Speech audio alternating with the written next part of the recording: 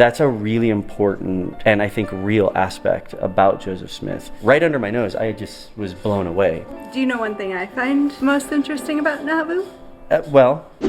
Hello Saints, my name is Jeff. I am a pastor in Utah, exploring everything I can about the Church of Jesus Christ of Latter-day Saints. I explore Latter-day Saint culture, Latter-day Saint doctrines, Latter-day Saint history.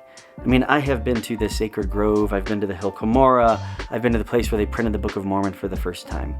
I've been to Independence, Missouri, Adirondack, Haun's Mill. I have been to Nauvoo, Illinois multiple times, and now I live in Utah. And in all of these field trips that I've taken to different historic sites within the LDS paradigm, never once have I taken my wife. She and I have done a lot to explore Latter-day Saint culture and doctrine, but she hasn't been on any of these history trips with me. So I decided to take her to the Church History Museum in downtown Salt Lake City. It's where the Church of Jesus Christ of Latter-day Saints outlines its history. It's a walkthrough interactive museum, and I decided I'm going to be her tour guide. It was a really amazing experience. I think I was an okay tour guide. You can see for yourself. Check it out.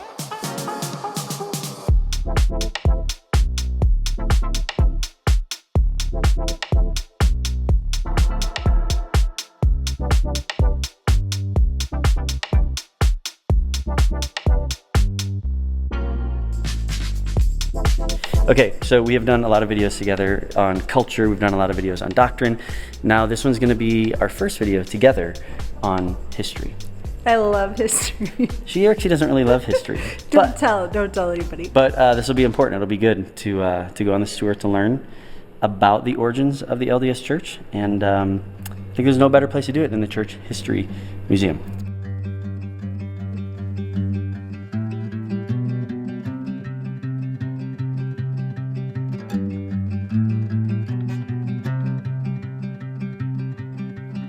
So we've already done a bit of a walkthrough just to get a lay of the land and to kind of just see what exhibits are there. And the one thing that is really interesting for me is I've actually been to a lot of these places. So I've been to New York, I've been to the Sacred Grove, Hill Cumorah, Independence, I've been to Nauvoo. You've not been to any of these places? I have not, but I recognized a lot of the places that I saw, like Kirtland, Ohio, places like that we have heard people talk about or you have visited and done a video about them. Right. What was the religious situation that prompted Joseph's quest? A lot of it came down to, there were a lot of really strong opinions at the time in the early 1800s when it came to what spiritually was transpiring in America and how Joseph's family in particular was making sense of it.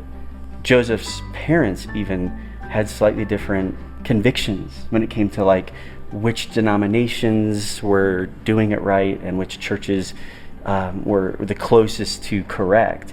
And even in his household, like some of his family was very Methodist.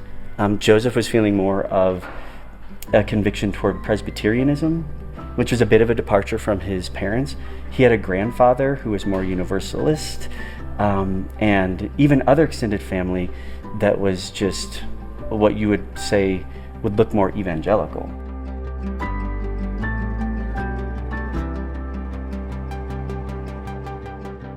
He was deeply feeling this family dynamic and the religious tension that existed there. Yeah, that was very real for him. Yeah. And kind of probably set the stage for his searching, his openness. And to that point, you say his searching, that is what he said led him into the woods one day to pray, because where he was kind of at a loss, he actually was kind of depressed because this tension was almost getting the best of him, until he read in the scriptures where it talks about if anybody lacks wisdom to ask.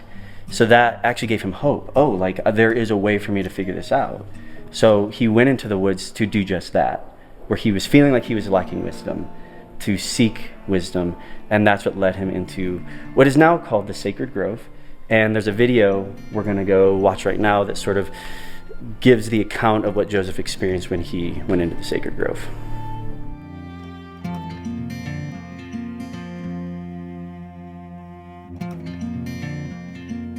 Okay, so that was a video giving Joseph's account of the first vision, is what they call it. when he was in the Sacred Grove, and he had a vision of two personages that essentially started this process of what eventually became years and years of interacting with an angel named Moroni. So all of that obviously sets the stage for the Book of Mormon. And that's what the next exhibit is. It's really fast forwarding beyond the first vision into the Book of Mormon being translated and printed. You have exhibits about the printing press in New York.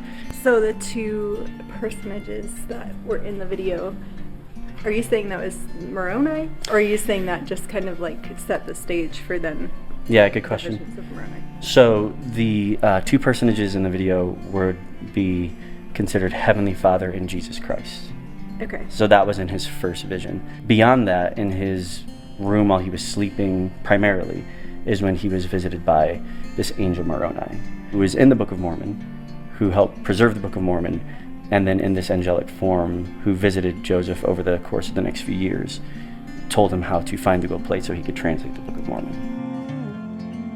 The museum then takes us kind of on a tour of how the community started to become established around these revelations, around what Joseph Smith was revealing through the Book of Mormon.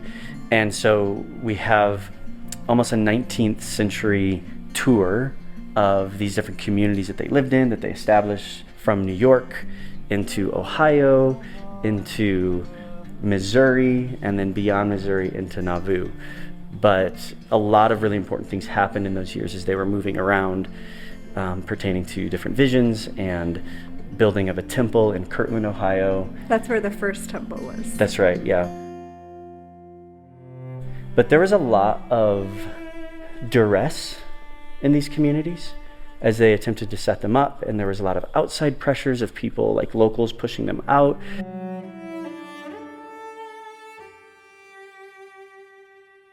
Okay, so speaking of duress, this is when a pretty significant thing happened after the Saints were leaving Ohio and some of them had settled in Missouri. Joseph went to Missouri and he was jailed. And in this jail that is sort of recreated behind us, it's a Liberty Jail in Missouri, some pretty significant things happened that sort of is a rallying point for Latter-day Saints, being that they had just gone through so much in all these different communities, and there was some suffering taking place. Now Joseph himself is suffering, and it's in this setting where he pretty much almost died. I know that some of the scriptural passages that he wrote down in this experience have become pretty important to Latter-day Saints. What are the scriptural references, Jeff? Someone off camera just told me it's Doctrine and Covenants 122, but I've not read any section of D&C, so I should probably get on that. Yeah. So then, as they were changing venues when it comes to where they were being jailed in Missouri, from what I understand, the jailer or jailers looked the other way and allowed them to escape. And that's when Joseph... This is why it's called Liberty Jail. That's it. That's why, yes. And from there, Joseph went to Nauvoo, where the Saints had been gathering, which is in Illinois. I've been there a few times. It's not far from where we just moved from in Illinois. And this is where they really tried to set down their roots and sort of reset. And that was really important because as they were resetting, things kind of got out of control again.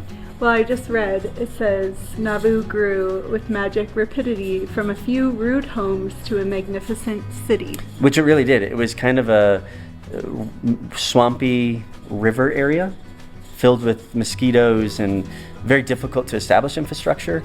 But the Saints, even while Joseph was in Missouri, really cultivated the land and set it up. And now if you go there, it's pretty impressive, the grid and the city that they built and established and thrived in for a few years.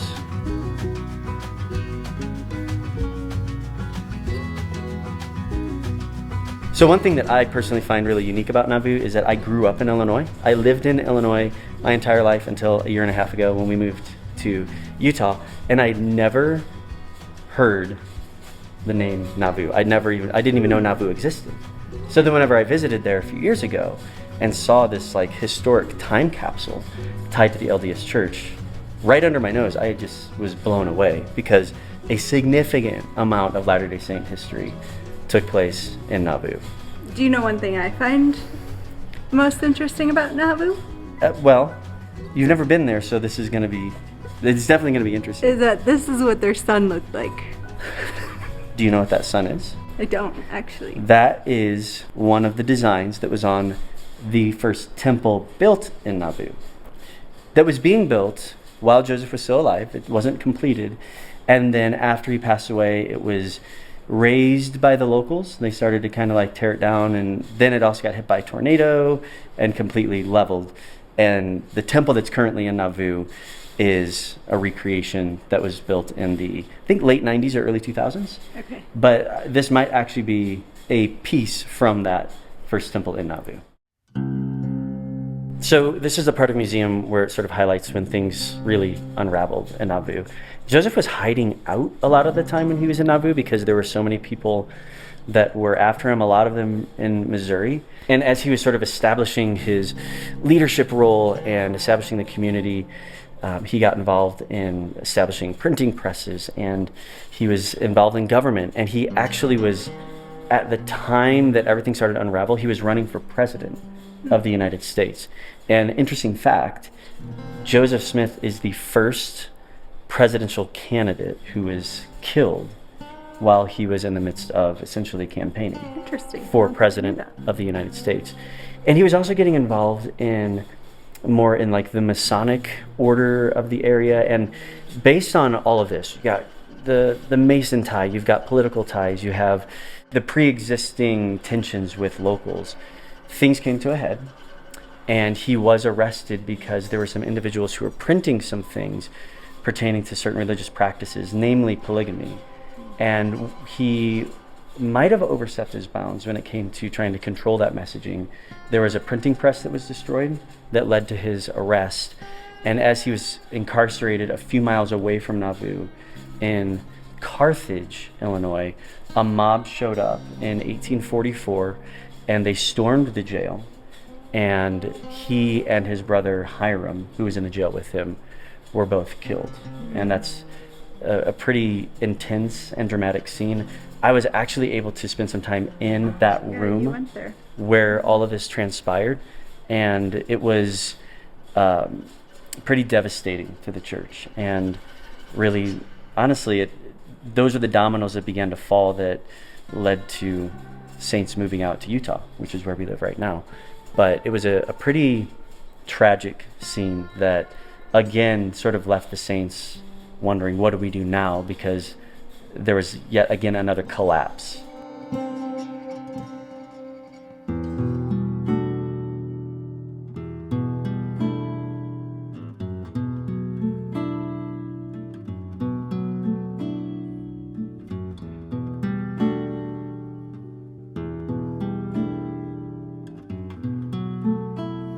So, I don't know if you've spoken to this, but why in general was there so much contention about Latter-day Saints moving into different communities? So, a lot of it was religiously motivated. You have people introducing thoughts that were... They feel threatened by. Yeah, that I think the pre-existing religious majority, a lot of them Protestant, they weren't comfortable with. And they felt that a lot of their practices and beliefs were not compatible with the rest of Christianity. And then you add to the fact that they were working really hard to establish communities. They set up banking systems. They were cultivating the land. And I think there was also an increase in political influence because you have this group of individuals who are like-minded and share religious convictions with one another. So as a result, locals were just feeling very uncomfortable with that. And in a lot of these areas, not only was there tension, but there was violence, and they continued to just be pushed out pretty much at every turn.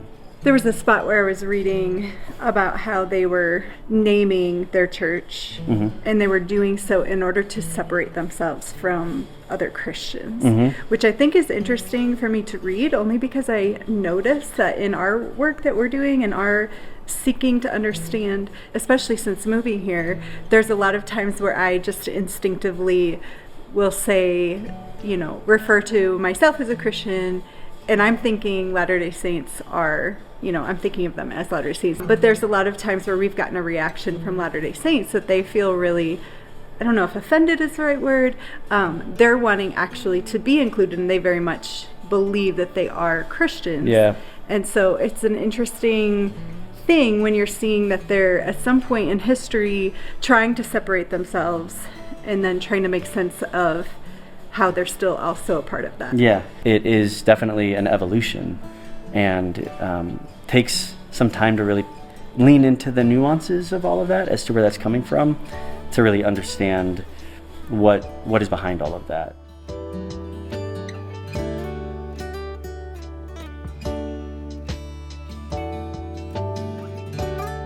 So with as much as I am not the biggest history buff nor fan, I can appreciate, obviously, knowing the reality that a lot has happened before I've shown up here on the earth. And as much as, like you're saying, it's easy coming from a different religious background, it's easy to want to discredit or discount certain things. I think walking through here, whether we agree or disagree, there is truth here in the sense that these things happened. Yeah.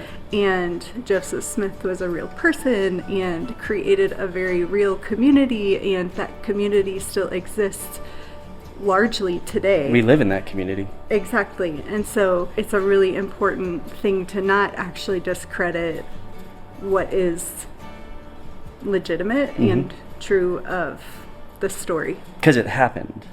And the one thing that I envy a little bit about Latter-day Saints that we don't really have in the Protestant evangelical paradigm is they have a history that they can enter into a little bit more easily.